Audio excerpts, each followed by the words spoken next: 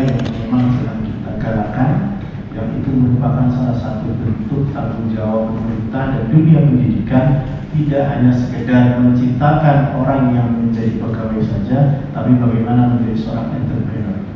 Nah, teman-teman, hari ini bagian dari perjalanan Anda semua nantinya untuk bisa memilih dari dua jalan tadi. Karena harapannya nanti setelah Anda lulus kuliah banyak pilihan. Tidak hanya sekedar bekerja, tapi Anda bisa menjadi seorang pengusaha.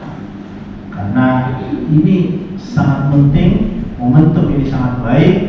Mari teman-teman sudah dipersiapkan lebih dini, teman-teman sudah dikenalkan lebih dini, dan teman-teman sudah dimotivasi lebih awal dalam kegiatan program wirausaha berbasis mahasiswa. Dan goalsnya memang harapannya teman-teman paling tidak nanti kita mentor terus bisa memiliki usaha, bisa memiliki berusaha, entah itu dari yang skala kecil di Banyumas intinya gitu ya, yang merupakan kumpulan-kumpulan dari pengusaha-pengusaha yang ada di wilayah Banyumas, sehingga ilmunya, pengalamannya sangat tidak perlu kita ragukan kembali. Saya sebenarnya ingin ikut juga acara ini, tapi karena sudah ada jadwal lain Pak Anto, sehingga mohon maaf setelah saya buka ini, saya mohon izin, sudah ada kegiatan lain. Kemarin saya sudah bilang dengan Pak Dekan, saya suruh membuka acara, sudah saya mundurkan sedikit. Saya ingin bertemu paling tidak beliau, karena produk beliau adalah produk yang sering kita manfaatkan untuk souvenir, untuk kita pakai dan sebagainya. Sehingga mudah-mudahan kegiatan ini nantinya Anda mendapat mentor yang begitu luar biasa, bisa membuahkan, kalau seandainya 50% saja peserta ini nanti menjadi seorang pengusaha, wah ini luar biasa sekali. Sehingga itu yang ingin saya sampaikan. Sekali lagi teman-teman sekalian, mudah-mudahan pengusaha itu adalah orang yang punya sikap mental positif, ya. Orang yang punya semangat yang positif, dan luar biasanya kalau agama Islam itu mengatakan bahwa 9 pintu rezeki yang paling baik itu dari seorang pengusaha. Nah, inilah teman-teman sekalian, kalau teman-teman ingin berusaha, ingin teman-teman menjadi seorang pengusaha, penting karena Anda nanti menghidupi diri Anda dan menghidupi orang lain, ya, sehingga ini cita-cita yang sangat mulia. Itu mungkin yang ingin saya sampaikan, sehingga dengan mengucap Bismillahirrahmanirrahim, mengharap ridho dari Allah Subhanahu wa Ta'ala, agar pertemuan pada pagi hari ini penuh dengan keberkahan dan dilancarkan. Maka saya nyatakan workshop seminar pengusaha di bidang kreativitas dalam program seminar ekonomi kreatif, saya nyatakan resmi dibuka.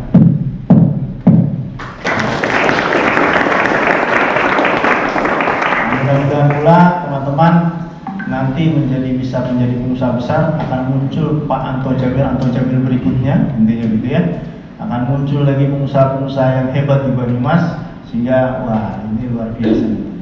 Itu mungkin yang ingin saya sampaikan. Sekali lagi saya ucapkan terima kasih Pak Anto sudah kehadirannya ke sini, menyempatkan waktu dan berbagi ilmunya, sehingga mudah-mudahan nanti Allah Subhanahu wa Ta'ala yang akan membalas kebaikannya Pak Anto Jamil. Itu mungkin, billahi taufiq wal hidayah. Assalamualaikum warahmatullahi wabarakatuh. Terima kasih kepada Bapak Dr. Berlina MKom MSI atas sambutan yang telah disampaikan. Memasuki acara inti, yakni pemaparan materi.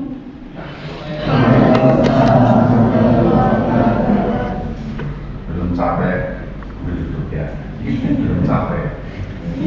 Apa sudah capek?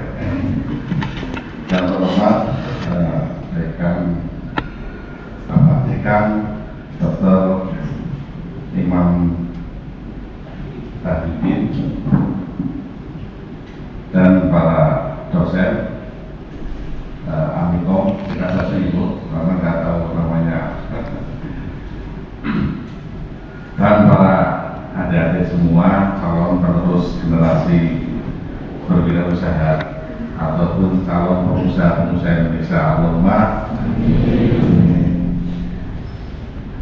alhamdulillahirrahmanirrahim. Pada pagi hari ini kita bisa bermadrasah atau bisa berwajah berlucu, dan insya Allah akan mendapat satu ilmu ataupun tambahan pembelajaran untuk masa depan adik-adikku semua. Di sini saya sangat senang sekali karena pagi hari ini saya dapat gelar SH. SH itu sarjana hukum ya, gitu ya. Iya. Tapi kalau saya itu seumur hidup. Jadi alhamdulillah, menurut saya ini Pak Imam, ini saya bukan aslinya nih Bu ya, waktu saya ini ada semua. Saya itu S3, jadi saya nggak terima SH. Saya S3, SD, SMP, SMA sampai gila. Benar, itu S3, SD, SMP, SMA. Saya itu hanya lulusan SMA. Yang mana alhamdulillah saya sering keluar masuk ke unsur, ke UMP, UNIKU itu gratis semua. Termasuk ke Amikom ini juga gratis. Ya keluar masuk ya, keluar masuk artinya masuk keluar lagi. Saya bukan desa dan bukan, saya nggak punya titel. Itu. Jadi Nyun Sewu, saya terima kasih ini bagi saya itu adalah Anton Jamil seumur hidup. Nama saya aslinya itu Imam Purwanto. Imam Purwanto itu nama saya asli Bu. Itu Anton Jamil itu Imam Purwanto, itu Anton Jamil dipanggil dari Antonya itu dari Purwantonya. Waktu kecil kita di Sokaraja itu ada kurang lebih sekitar 10 bahkan lebih itu anak-anak sebelahan saya namanya Anto. Nah, kalau ada orang kesulitannya Anto, kayak gitu, termasuk positannya Anto gitu, lalu itu dengan Anto yang mana gitu kan, karena ada tukang copet, atau tukang rongsok, iya nggak? Nah, karena ya mungkin ini Anto yang bagus jadi akhirnya saya ngambil nama dari bapak saya Abdul Jamil. Nah, akhirnya Anto Jamil. Kalau untuk orang Arabiah itu bahasa Arabnya itu Anta Jamil Anti Jamila. Apa artinya? Anta Jamil apa artinya? Kamu bagus bagi laki, Anti Jamila kamu cantik bagi perempuan. Siapa kita? Nah, kalau saya jadi gitu, jadi Anto Jamil, Anta Jamil. Itu malah alhamdulillah sampai sekarang membawa hoki. Nah, itu membawa hoki. Dan terkenalnya itu adalah Anto Jamil. Jadi kalau di sana-sana itu manggil Anto Jamil, termasuk saya di Kadin 2 periode saja itu nggak, yang namanya Imam Purwanto itu nggak kenal. Begitu rapat di wilayah di Semarang, ini saya cerita dulu dengan cerita dulu, santai-santai aja.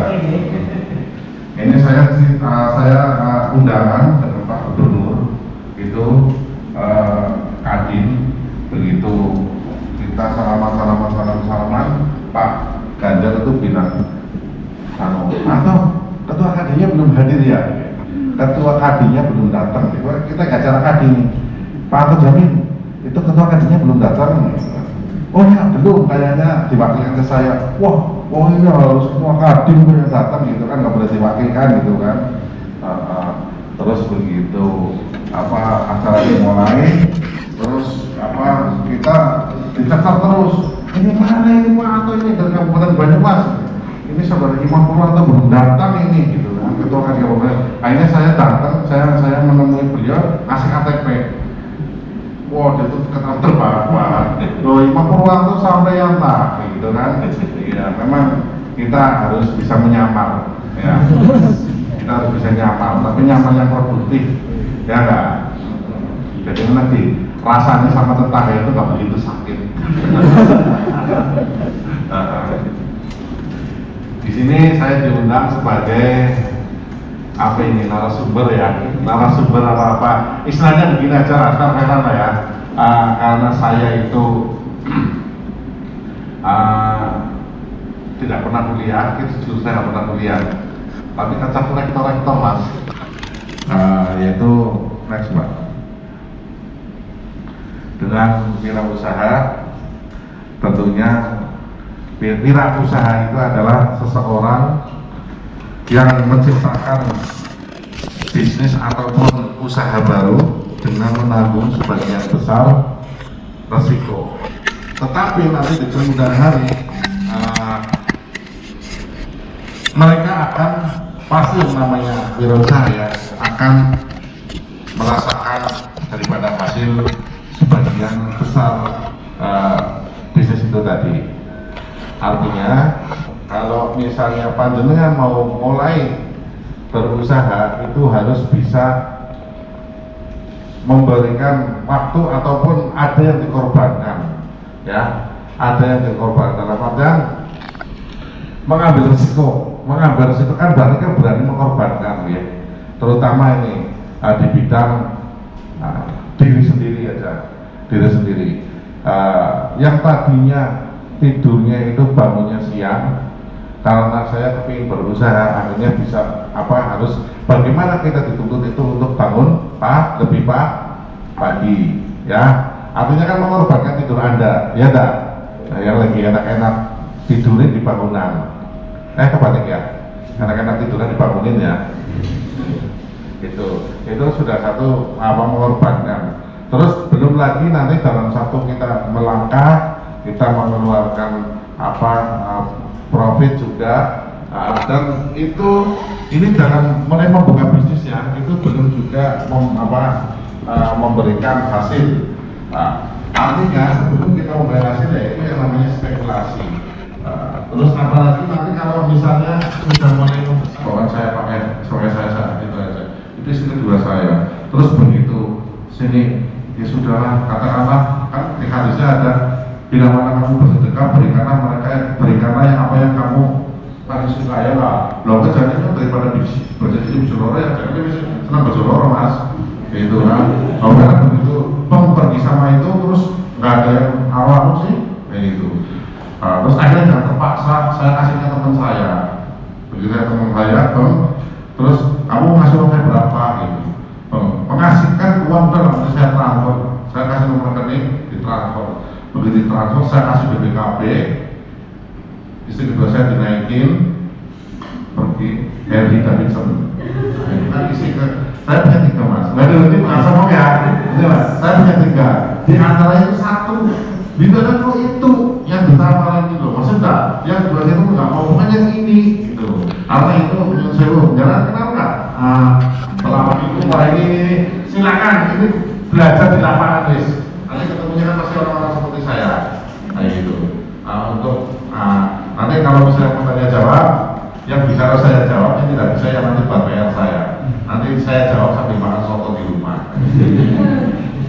Ya, udah bisa pak, yang tadi udah bisa. Nah maksudnya iya loh pak.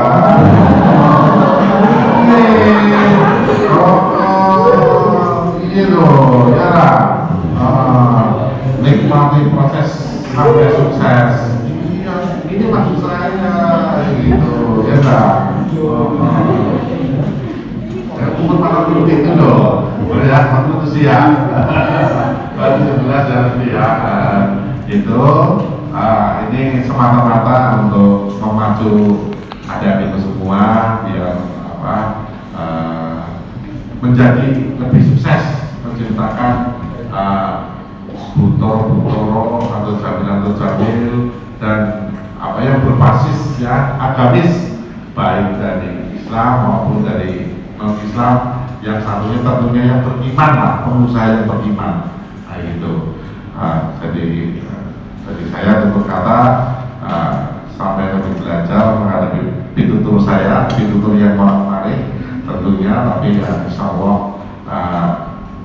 mungkin sedikit manfaat, sedikit banyak panjenengan.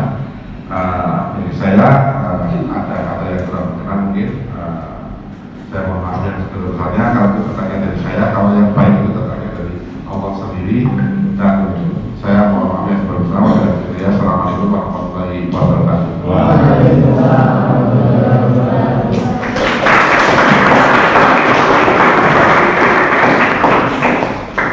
Sampaikan semoga menjadi inspirasi dan motivasi bagi kami untuk menjalani kehidupan yang bersama. selanjutnya yaitu tanya jawab. Kami memberikan satu kesempatan kepada penanya.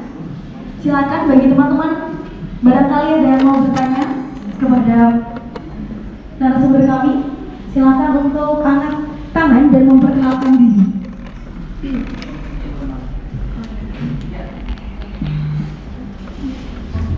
Mungkin dari yang paling depan dulu.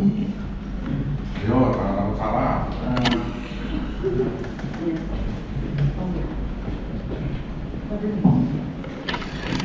Assalamualaikum warahmatullahi wabarakatuh. Perkenalkan, nama saya Abu Saifullah. Di sini saya ingin bertanya, ingin mendapat ilmu gitu Pak. Pak Anto kan itu bisnis batik ya. Nah, bisa sharing nggak Pak alur bisnisnya itu mulai dari misal menghubungi supplier gitu, terus nyetok barang di gudang itu akhirnya kayak gimana, terus misal ada iklan itu gimana, terus cara berjualan itu seperti apa ya? Cukup. Terima kasih. Ada lagi nggak? Tadi ada. Nah ini. Yang kedua dulu mbaknya. Cuma dikasih kesempatan saya gitu.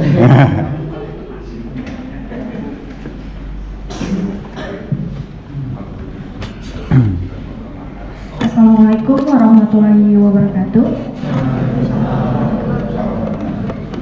Sebelumnya perkenalkan, saya Vera Kaliana Meka dari Prodi Bisnis Digital. Izin bertanya terkait ekonomi kreatif, yang dimana kalau kita mendengar kata ekonomi sendiri itu kan udah jelas ada naik turunnya kegiatan tersebut. Untuk pertanyaan saya, apa yang bisa kita lakukan setelah kita menjadi pelaku ekonomi kreatif tersebut untuk mengatasi kendala-kendala yang bisa terjadi? Sekian pertanyaan saya, terima kasih.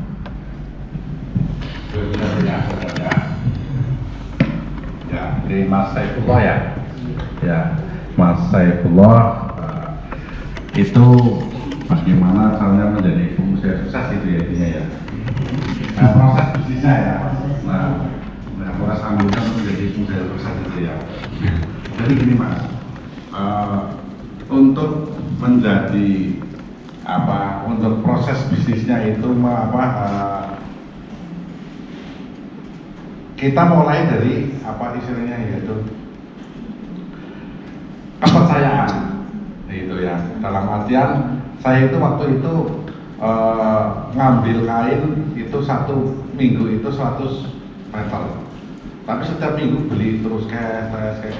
Nah akhirnya dalam 1 bulan ditanya sama pedagang pedagang itu, kamu butuhnya berapa dalam 1 minggu? Ya itu berarti 100 kali 4 berarti 4 minggu.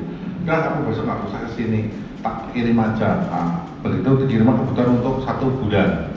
Itu akhirnya 1 minggu saya ke sana. Nah itu sudah mulai saya mulai berpikir, wah ini kalau kayak gini ini berarti sudah mulai jalan ini bisnis saya ini, karena sudah ada yang mulai percaya kayak gitu. Dan alhamdulillah 1 bulan 2 bulan yang tadinya pakai ekspedisi, terus kedua pakai mobil kecil, terus pakai mobil besar, akhirnya pakai tronton Mas kirimnya Mas, itu karena kepercayaannya.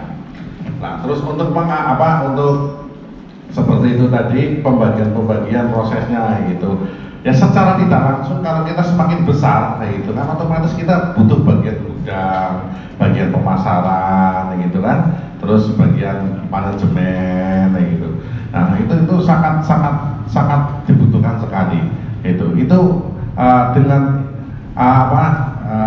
adanya bagian-bagian itu, saya yakin kalau dimulai dari awal itu akan sendirinya terbentuk karena apa? Karena kita membutuhkan akhirnya. Tadinya saya nggak begitu berangkat dapat ambil 1 minggu itu 100 meter, itu belum terpikir yang namanya gudang. Karena begitu nyampe rumah langsung habis, gitu kan. Besok berangkat lagi, gitu kan. Nah, tapi begitu dengan sendirinya dikirimi kepercayaan itu satu mobil, itu otomatis kan barang masuk ke gudang, gitu kan. Barang masuk ke gudang dan kita bisa memperlebar sayap lagi yang tadinya hanya untuk 1 minggu, alhamdulillah semakin sini semakin berkembang. Jadi untuk dengan adanya bagian gudang, bagian pemasaran, bagian manajemen itu akan dibutuhkan itu dengan sendirinya apabila kita mulai besar. Tapi kalau manajemen itu memang penting ya untuk diri kita. Tapi bagian-bagian itu akan dengan sendirinya akan membesar karena yaitu diawali dengan stok dan banyak mungkin item-item yang dibutuhkan. Terus lebih bagus lagi, tambah sedikit ya Mas, itu kalau bisnis kita bisa megang dari hulu hingga hilir. Itu tadi belum saya sampaikan ya, kenapa harus bisa megang dari hulu hilir. Saya alhamdulillah dari tahun 90 sudah main kain. Yang namanya tidur di terminal Pekalongan, terminal Semarang itu hampir setiap hari Sabtu. Jadi waktu itu kalau pulang sekolah, saya Sabtu langsung cabut gitu. Saya dulu di pesantren Gupi Banyumas, mungkin ada yang tahu ya. Saya dulu di Gupi Banyumas itu yang sebelah dengan SMK itu setiap hari Sabtu saya minta izin ekonomi, izin untuk mencari uang. Pulang saya langsung ke Pekalongan, nanti saya minggunya itu di pasar kita sambil beli kain, sambil lalu transaksi, akhirnya kenal dengan mereka.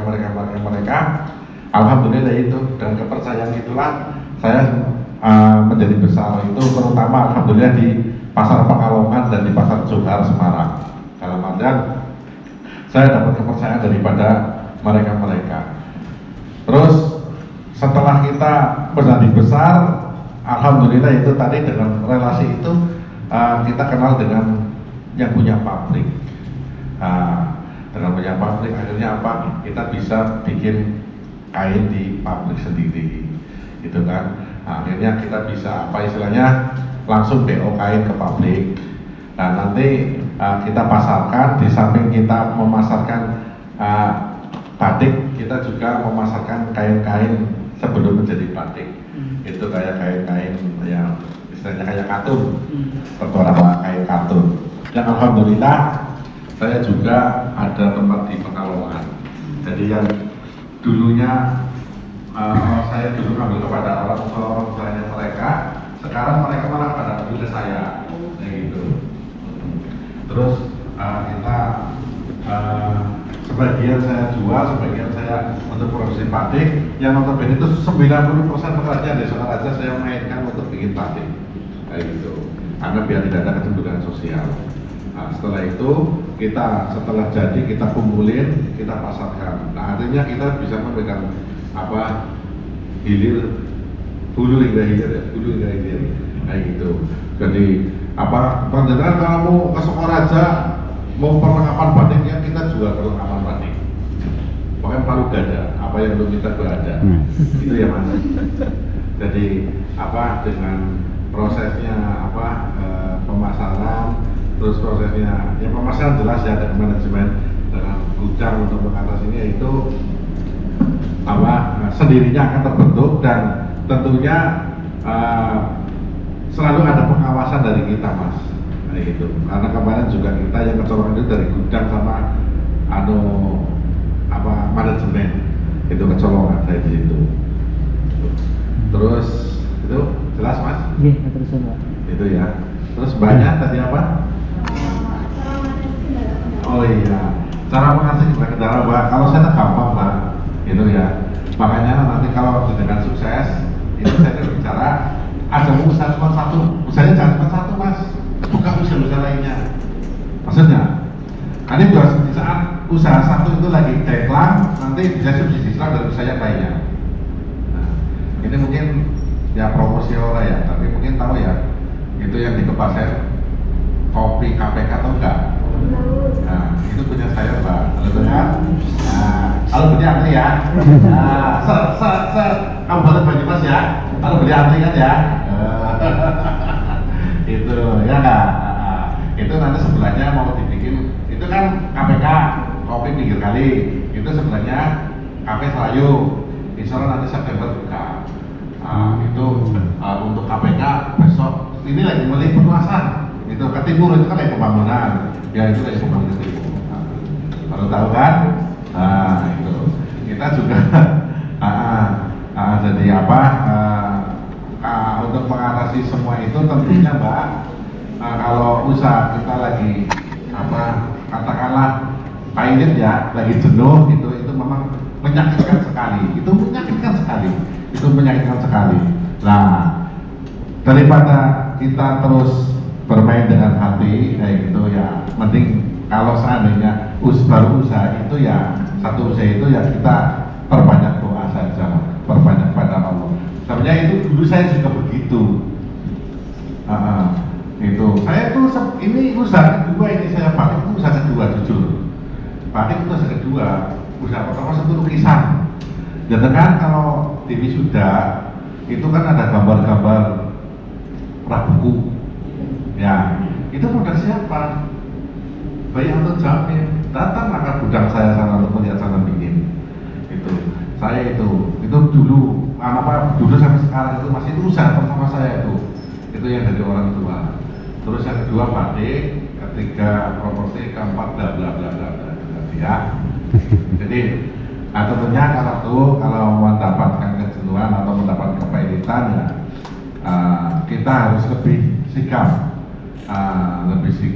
untuk mengatasinya dengan apa, tentunya sebenarnya untuk menjadikan pengusaha itu juga harus punya kalender ya, kalender tersendiri. Ini Mas saya ya catatan dengan nanti kalau pengen punya jadi pengusaha yang sukses, kan harus punya kalender yang untuk panjenengan.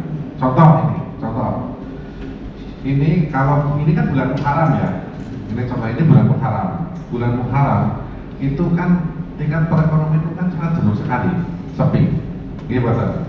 Karena apa? Orang barang gawe siji, nggak ada orang barang gawe. Yang kedua, pas lulusan pas bayaran pada sekolah, salah itu pahit banget ya, Tetapi kita kembali lagi bahwa kenapa kita harus punya kalender, dan terus bagi mereka yang biasa produksi akhirnya tidak produksi, ini yang bisa dijual untuk tahan lama ya, lain dengan makanan ya Pak ya. Ini kita bicara yang di misalnya kayak usaha lainnya lah, yang bukan makanan yang tahan lama. Nah, terus mereka itu akan berhenti dalam artian itu tidak produksi, lagi sepi.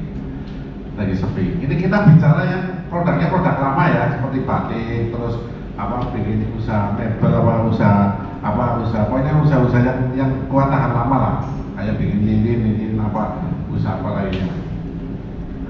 Justru pada bulan-bulan Muharram sepinya ini kita harus produksi, meningkatkan produksi kayak gitu. Seperti halnya misalnya biasa produksi setiap hari itu 100, pada bulan ini kita tingkatkan menjadi 200. Untuk apa? Otomatis kan habis sepi kan mesti rame, habis gelap timbulah terang, habis kayak gitu kan ya, habis ini kan terus nanti kan barang gawe lah. Nanti orang-orang tuh banyak produksi lah, kita sudah tinggal jual, artinya kita nggak kecolongan setar kayak gitu. Nah, untuk itu bagaimana? Kita kan harus punya itu tadi kalendernya kayak gitu. Jadi di mana saya harus produksi yang banyak, harus produksi sedang, dan di mana kita harus mulai mempersiapkannya. Jangan sampai ya, kebanyakan kan orang kan begitu rame lebih pada bikin ya kan. Kalau saya tuh enggak, begitu rame tinggal jualan saja kayak gitu, tinggal jualan saja. Itu ya Pak dari saya. Monggo. Apa masih diizinkan Pak? Monggo, satu lagi Pak ya.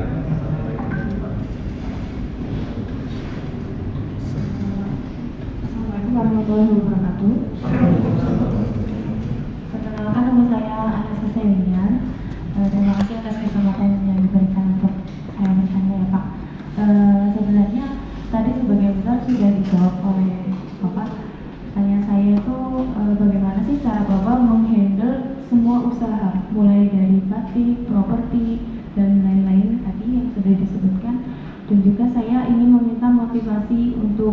supaya saya itu tidak takut menghadapi kegagalan.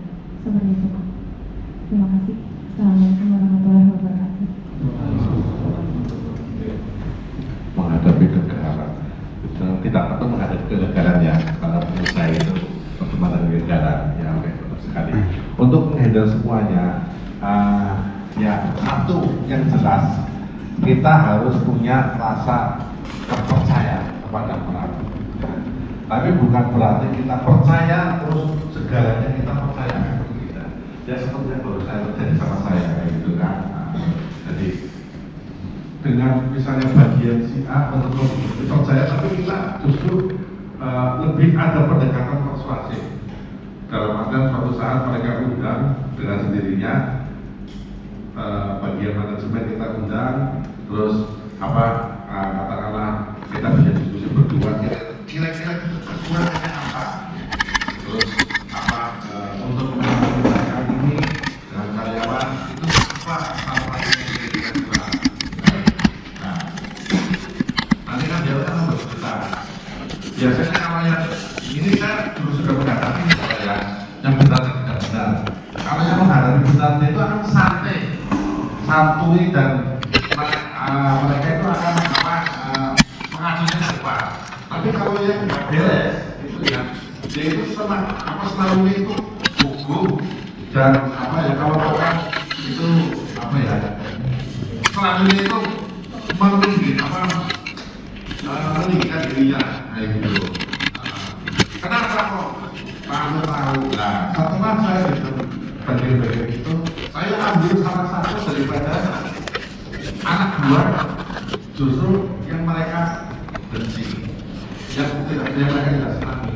Saya ambil lagi di luar pekerjaan, saya undang kasih makan cerita ini, terus ini lah, nanti baru saya pada ini mana yang salah mana. Tapi itu akan kelihatan, biasanya kan kepada mereka kalau atasan nggak sama-sama bawahan kan akan dikucilkan gitu kan. Nah, nanti kita juga bisa bekerjasama dengan temannya mereka juga, gitu kan, kenapa sih mereka dikucilkan gitu kan, karena ini itu akan kompleks sekali, Mbak, itu akan kompleks sekali. Yang penting kita itu satu, kita ya itulah pendekatan persuasif, karena saya selalu bilang kepada karyawan saya, semua karyawan, bahkan kalau saya itu ribuan ya, tapi saya per divisi, saya divisi batik, divisi properti, saya begini, pokoknya misalnya di batik ini ya, ini usaha ini adalah usahanya yang di atas.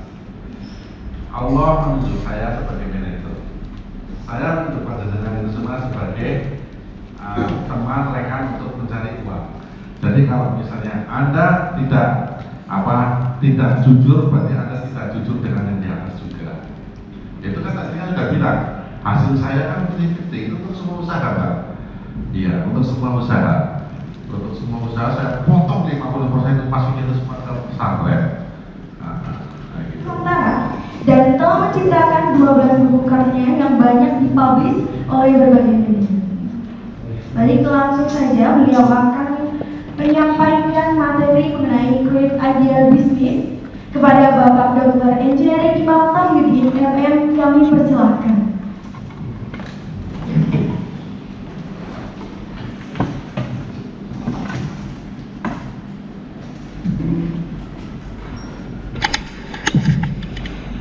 Oke, saya berdiri aja ya. Dari tadi duduk, jadi biar tidak kaku kakinya. Baik, assalamualaikum warahmatullahi wabarakatuh. Selamat pagi, salam sejahtera untuk kita semua. Ini materinya singkat ya. Yang saya hormati beliau mentor saya dalam usaha, yaitu Bapak Hajianto Jamil, yang alhamdulillah banyak inspirasi dari beliau untuk perjalanan usaha saya kayak gitu ya. Banyak sekali memberikan motivasi dan arahan dan nilai-nilai positif ya. Dan kita semua di sini tadi sudah mengikuti apa yang beliau sampaikan ya. Dan mudah-mudahan ini menjadi penyemangat ya, dan menjadi inspirasi untuk memulai bisnis. Jangan sampai kita belum mulai sudah takut duluan kayak gitu ya. Baik, untuk sesi saya kali ini yaitu mencoba untuk berbagi sharing bagaimana membangun ide atau peluang ya, membangun ide atau peluang usaha. Mungkin bisa di-share materinya, Mbak. Jadi ini sebenarnya materi yang mungkin Anda bisa saja untuk mencarinya ya di internet. Cuman yang terpenting adalah bagaimana cara mencari ide bisnis berdasarkan